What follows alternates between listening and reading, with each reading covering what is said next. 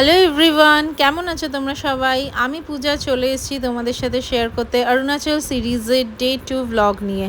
আগের পার্টে তোমাদেরকে বলেছিলাম যে ভালুকপংয়ে আমরা 1 নাইট স্টে করব, তো পরের দিন আমরা চেক আউট করেছিলাম। দিনটা ছিল 10th মার্চ। তো চলো তোমাদের সাথে একবার আমার রুম ট্যুরটা শেয়ার করে দিই। তো এটা হচ্ছে আমাদের রুম, আর এখানে একটা মিরর ছিল যেটা আমাদের মেয়েদের জন্য মোস্টলি ইম্পর্টেন্ট। আর বেডটা দেখো পুরো মেসড আপ হয়ে আছে, যেহেতু আমরা চেক আউট করছি বুঝতেই পারছো। এর সাথে একটা অ্যাটাচ ব্যালকনি ছিল, যেটার বাইরের ভিউটা খুবই সুন্দর ছিল, মানে মন ভালো করে দেওয়া একটা ভিউ। চারিপাশটা দেখো ছোট ছোট পাহাড়ে ঢাকা। তো এরপর আমরা সোজা ব্রেকফাস্ট করতে চলে গিয়েছিলাম, কারণ আমাদের বেরোনোর কথা ছিল 8টা, আর তখন অলরেডি 9টা বেজে গিয়েছিল, আর আমাদের অনেকটা রাস্তা যেতে হবে। তো ব্রেকফাস্টে আমাদের সেদিনকে ছিল পুরি, সবজি, ডাল। আর যেহেতু আমার আর বোনের ভেজ ছিল টিউসডে বলে, তো আমরা শুধু পুরি সবজি খেয়েছিলাম, আর বাকিরাও সেমই খেয়েছিল, সাথে বয়েলড এগ ছিল। আর আমাকে দেখো, দেখেই মনে হচ্ছে কতটা খুশি, কারণ আমি প্রচণ্ড এক্সাইটেড ছিলাম এই ট্রিপটা নিয়ে, যেহেতু আমি পাহাড় ঘুরতে ভীষণই ভালোবাসি। তো এরপর ব্রেকফাস্ট কমপ্লিট করে আমরা বেরিয়ে পড়লাম। তো গাড়িতে উঠে পড়েছি সবাইও। হ্যাঁ, তোমাদেরকে তো বলাই হলো না, তো আমরা আজকে যাচ্ছি কোথায়। আমরা যাচ্ছি আজকে ভালুকপং টু দিরাং।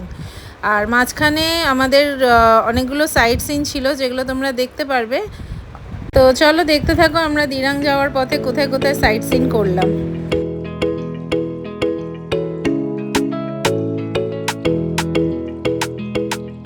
তো আমাদের প্রথম ভিউ পয়েন্ট ছিল অর্কিড রিসার্চ সেন্টার। তো এখানে ঢুকতে গেলে এন্ট্রি ফি লাগে, তো দীপ আর বাবা গিয়ে আগে এন্ট্রি ফি টিকিটটা কেটে নিয়েছিল। পার হেড এখানে 20 রুপিস করে লাগে। এই দেখো অর্কিড রিসার্চ সেন্টার টিভি।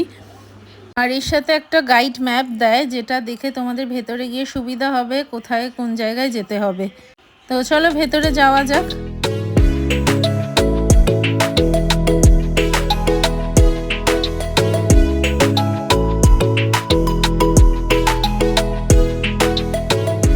তো এখানে প্রথমে যে জায়গাটা আমরা গেলাম সেটা হচ্ছে glass house orchid research centre. এর ভেতরে নানান ধরনের অর্কিডস আছে, বিভিন্ন ধরনের কালারের। এত সুন্দর সুন্দর কালারের অর্কিড সত্যি আমি আগে কখনোই দেখিনি। তো পুরো জায়গাটাকে আমরা ঘুরে ঘুরে দেখলাম। নানান ধরনের অর্কিডস, এই যে দেখতে পাচ্ছ এখানে বিভিন্ন ধরনের নাম, এক একটা অর্কিডের এক এক ধরনের নাম। সারা বছর যাতে অর্কিডগুলো এরকমভাবেই থাকে সেইভাবেই মেনটেন করে রাখা হয় এই জায়গাটাকে। এরপর নেক্সট যেখানে গেলাম সেটা হচ্ছে Kameng river view point and পাক্কে tiger reserve. তো ভেতরে যাই হোক কোনো বাঘ তো আমরা দেখতে পাইনি। আর যাই হোক সামনে যেটা দেখছো এটা হচ্ছে কামেং রিভার।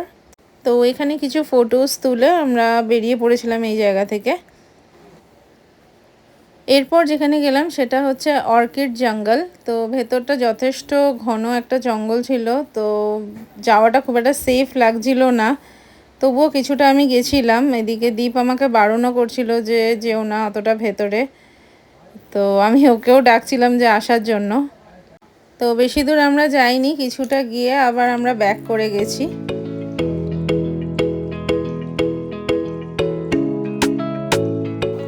তো এখানে আমরা এই 3টে জায়গায় ঘুরে দেখলাম, কারণ পুরোটা ঘুরতে গেলে অনেকটাই লেট হয়ে যেত। তো এবার চললাম আমাদের নেক্সট ভিউ পয়েন্টে। এবার তোমাদের সবথেকে একটা ইন্টারেস্টিং জিনিস দেখাই। রাস্তার ধারে সারি সারি কাশফুল, এরকম একটা ওয়েদারে এরকমভাবে এত কাশফুল আমি দেখে সত্যি অবাক হয়েছি। এদিকে দেখো আমরা গাড়িতে নাচ গান করতে করতে যাচ্ছিলাম, ভীষণই ভালো লাগছিল, সবাই মিলে ভীষণ এনজয় করছিলাম।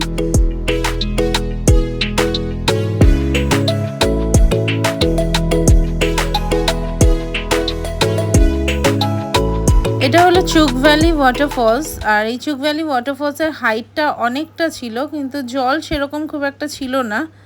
তো আমরা এখানে কিছুক্ষণ দাঁড়িয়ে সবাই একটু ফটোস তুলে নিলাম। বাট এই ভ্যালির ভিউটা খুব সুন্দর ছিল, তো তোমরাও একবার দেখে নাও পুরো জায়গাটা।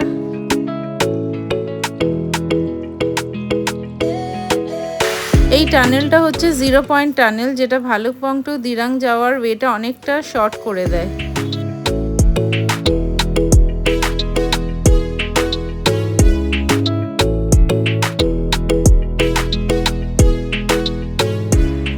এরপর আমরা গেলাম হ্যাঙ্গিং ব্রিজে, যেটা আমাদের লাস্ট সাইট সিন ছিল। আর এই ব্রিজটা বহু পুরনো, যেটার বাইরে অলরেডি লেখা ছিল weak bridge 10% at a time. Hanging ব্রিজে উঠবো বলে তো প্রথমে ভীষণ এক্সাইটেড ছিলাম, বাট পরে আমার যথেষ্ট ভয় লাগছিল উঠতে। ব্রিজটা এতটাই দুল ছিল, তো বাবা আমাদেরকে ধরে ধরে নিয়ে যাচ্ছিল। এখানে বেশিক্ষণ থাকাটা একটু রিস্কি লাগছিল, কারণ 10 জনের বেশি লোক উঠে পড়ছিল, তো আর এতটাই দুলছে, সত্যিই খুব ভয় লাগছিল। আর এই ব্রিজটা হচ্ছে টেঙ্গা রিভারের ওপরে। মনে ভয় নিয়েও তবু আমরা এখানে বেশ অনেক ফটোজও তুলে নিয়েছিলাম আর রিলসও বানিয়ে নিয়েছিলাম।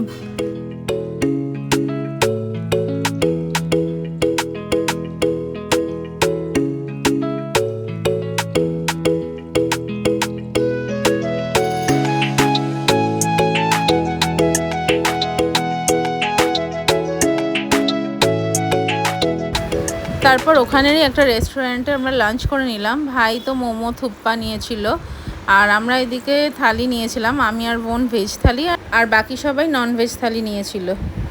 ওখানে গিয়ে খাওয়া নিয়ে কোনো সমস্যা হবে না। যদি কেউ কলকাতা থেকে গিয়ে থাকো, তো তোমরা ওখানে বাঙালি খাবারের যে টেস্টটা সেটাই তোমরা পাবে। এরপর আর আমরা কোথাও স্টপ দিইনি, একদম ডিরেক্ট হোটেলেই চলে গিয়েছিলাম। এই জায়গাটা থেকে না একটু ওয়েদারটা চেঞ্জ লাগছিল, হালকা হালকা ঠান্ডা লাগছিল। চারিপাশটা দেখো কি সুন্দর লাগছে, পুরো পাহাড়ে ঢাকা।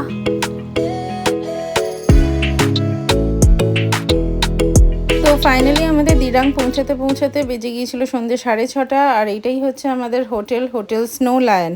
এই হোটেলেও আমরা 1 নাইট স্টে করেছিলাম। তো এটাই হচ্ছে হোটেল স্নো লায়নের আমাদের রুম।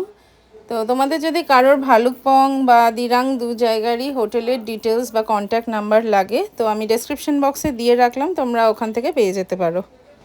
আমরা এখানে যেহেতু 1 নাইট স্টে করছি, তো আমাদের হাতে সময় তো সেরকম নেই যে একটু দিরাং মার্কেটটা ঘুরে দেখা। তো আমরা ডিসাইড করলাম একেবারে দিরাং মার্কেটটা একটু ঘুরে দেখে আসা যাক, তারপর রাতে এসে ফ্রেশ হয়ে একেবারে ডিনার করে শোবো।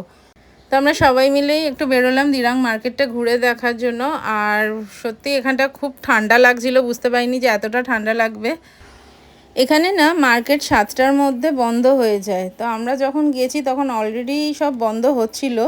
এদিকে দীপ, মামা, ভাই ওরা একটু রাতে ডিনারের অ্যারেঞ্জমেন্টস করছিল যে কি খাবো। তো আমরা ডিসাইড করেছিলাম নুডলস খাবো, তো ওরা সেটাই দেখছিল।